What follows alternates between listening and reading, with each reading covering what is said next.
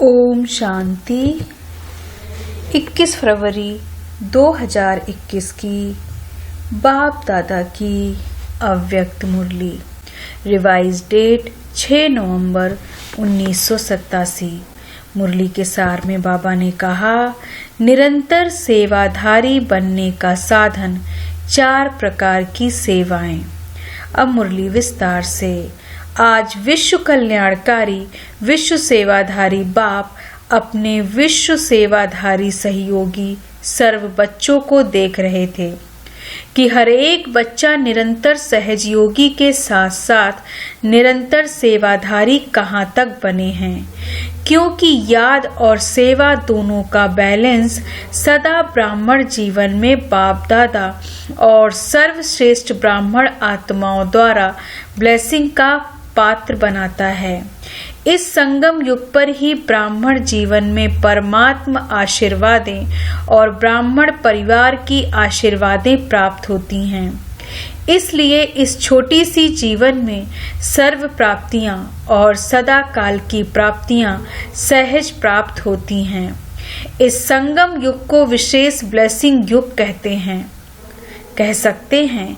इसलिए ही इस युग को महान युग कहते हैं। स्वयं बाप हर श्रेष्ठ कर्म, हर संकल्प श्रेष्ठ के आधार पर हर ब्राह्मण बच्चे को हर समय दिल से आशीर्वाद देते रहते हैं। यह ब्राह्मण जीवन परमात्मा आशीर्वाद की पालना से वृद्धि को प्राप्त होने वाली जीवन है। भोलानाथ बाप सर्व आशीर्वाद की झोलियां खुले दिल से बच्चों को दे रहे हैं, लेकिन यह सर्व आशीर्वाद लेने का आधार याद और सेवा का बैलेंस है। अगर निरंतर योगी हैं तो साथ साथ निरंतर सेवाधारी भी हैं। सेवा का महत्व सदा बुद्धि में रहता है।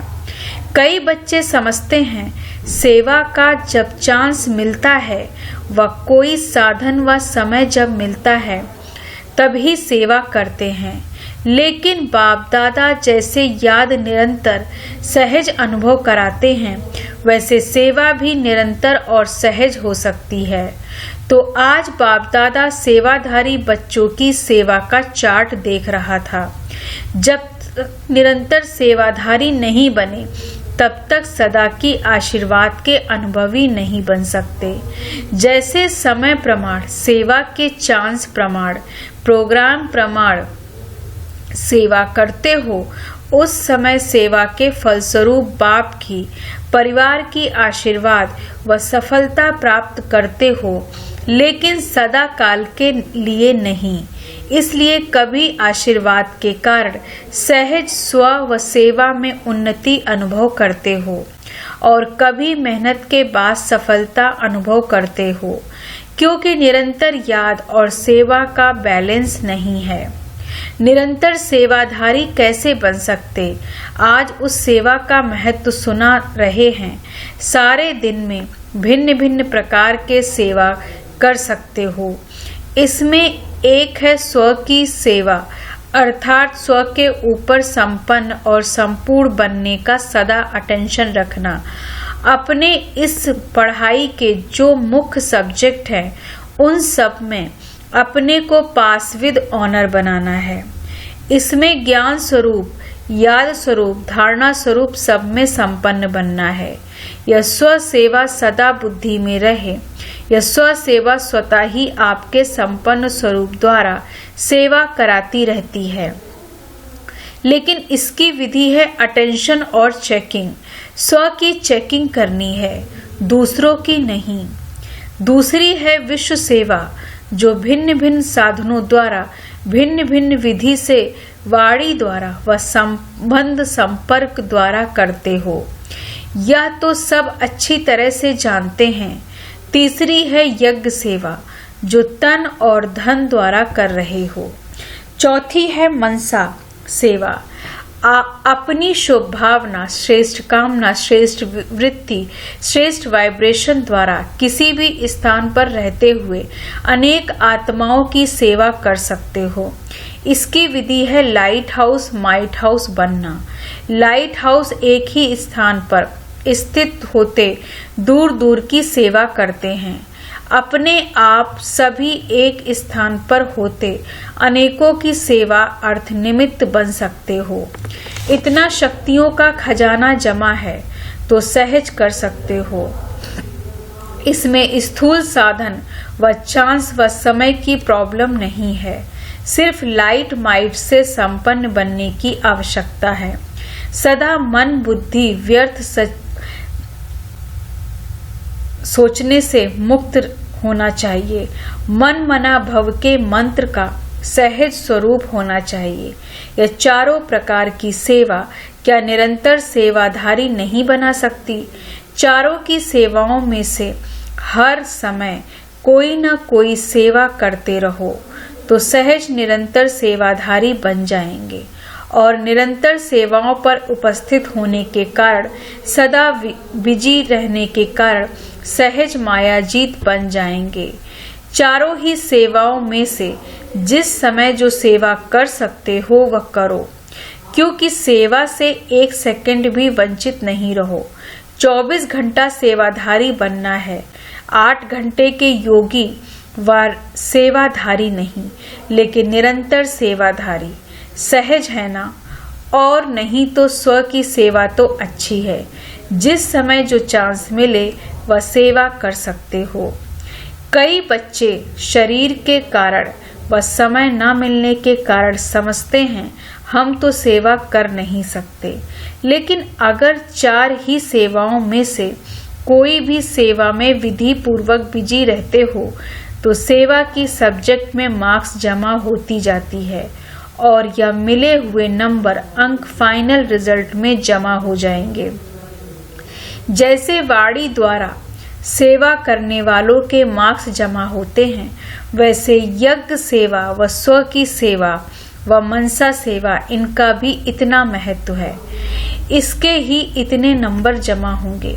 हर प्रकार की सेवा के नंबर इतने ही हैं, लेकिन जो चारों ही प्रकार की सेवा करते उसके उतने नंबर जमा होते। जो 1 व 2 प्रकार की सेवा करते उसके नंबर उस अनुसार जमा होते। फिर भी अगर 4 प्रकार की सेवा नहीं कर सकते, 2 प्रकार की कर सकते हैं, तो भी निरंतर सेवाधारी हैं। तो निरंतर के कारण नंबर बढ़ जाते हैं।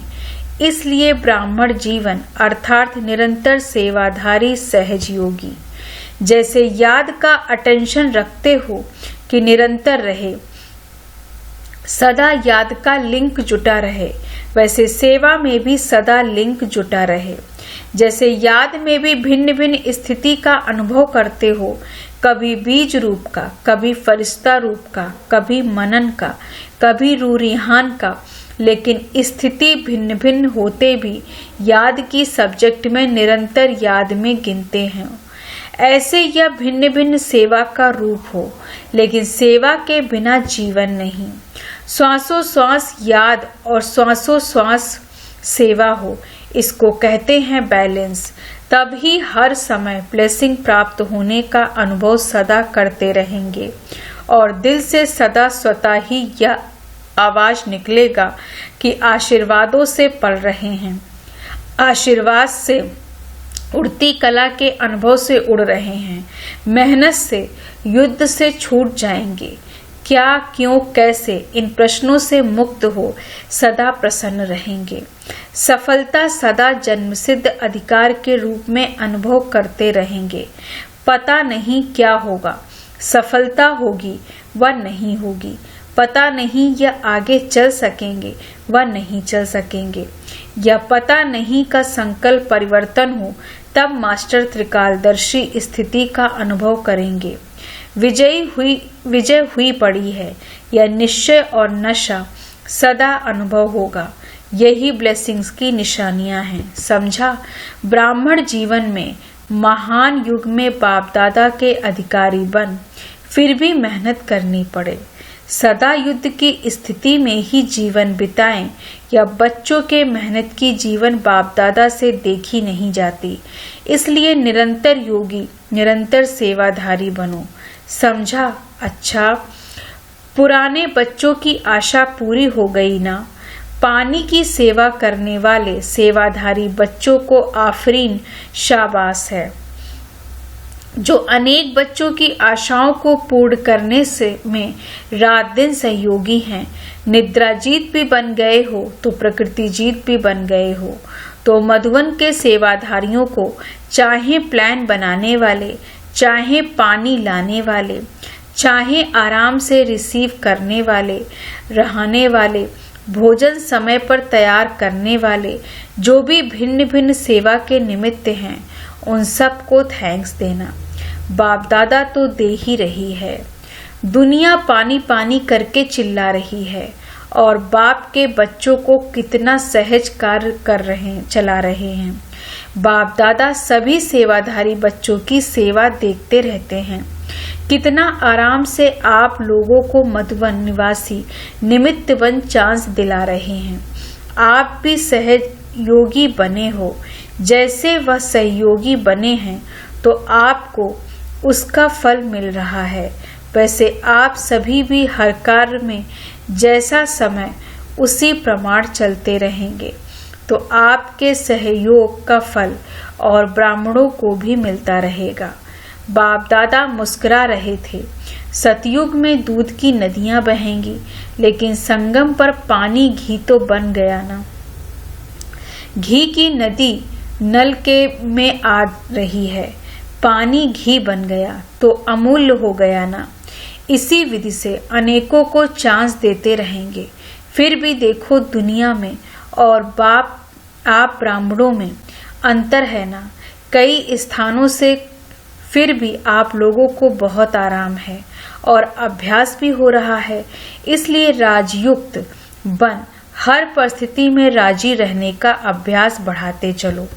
अच्छा, सर्व निरंतर योगी, निरंतर सेवाधारी श्रेष्ठ आत्माओं को, सदा त्रिकालदर्शी बन सफलता के अधिकार को अनुभव करने वाले, सदा प्रसन्नचित संतुष्ट श्रेष्ठ आत्माओं को, हर सेकंड ब्लेसिंग के अनुभव करने वाले बच्चों को विधाता वरदाता बाप दादा का याद प्यार और नमस्ते।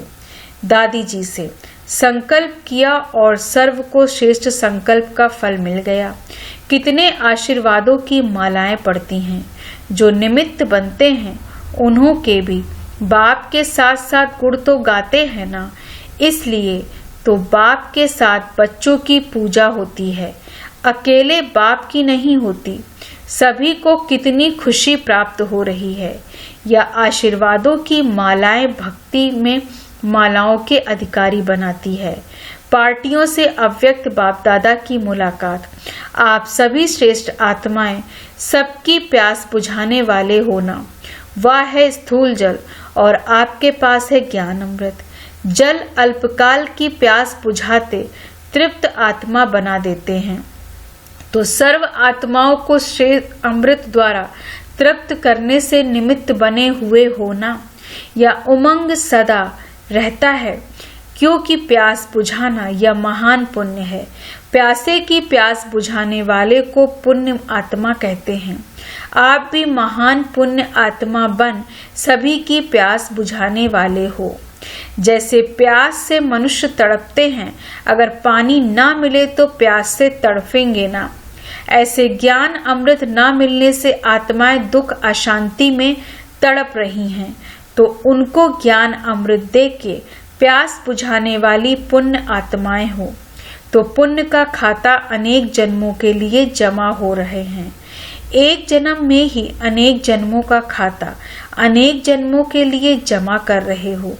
एक जन्म में ही अनेक जन्मों का खाता जमा होता है, तो आपने इतना जमा कर लिया है ना। इतने मालामाल बन गए हो जो औरों को भी बांट सकते हो। अपने लिए भी जमा किया और दूसरों के लिए भी देने वाले को दाता बने। तो सदा यह चेक करो कि सारे दिन में पुण्य आत्मा बने, पुण्य का कार्य किया या सिर्फ अपने लिए ही खाया पिया मौज किया। जमा करने वालों को समझदार कहा जाता है। जो कमाए और खाए उसको समझदार नहीं कहेंगे।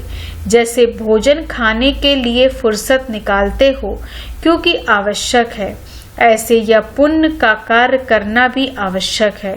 तो सदा ही पुण्य आत्मा हो, कभी कभी की नहीं। चांस मिले तो करे, नहीं चांस लेना है। समय मिला नहीं, समय निकालना है, तब जमा कर सकेंगे। इस समय जितना भी भाग्य की लकीर खींचनी चाहो उतना खींच सकते हो, क्योंकि बाप भाग्य विधाता और वरदाता है। श्रेष्ठ नॉलेज की कलम बाप ने अपने बच्चों को दे दी है। इस कलम से जितनी लंबी लकीर खींचनी चाहो खींच सकते हो। अच्छा, सभी राजऋषि होना, राज अर्थात अधिकारी और ऋषि अर्थात तपस्वी। तपस्या का बल सहज परिवर्तन कराने का आधार है। परमात्म लगन से स्वयं को और विश्व को सदा के लिए निर्विघ्न बना सकते हैं। निर्विघ्न बनना और निर्विघ्न बनाना, यही सेवा करते होना। अनेक प्रकार के विघ्नों से सर्व आत्माओं को मुक्त करने वाले हो, तो जीवन मुक्त का वरदान बाप से लेकर औरों को दिलाने वाले होना। निर्बंधन अर्थात जीवन मुक्त।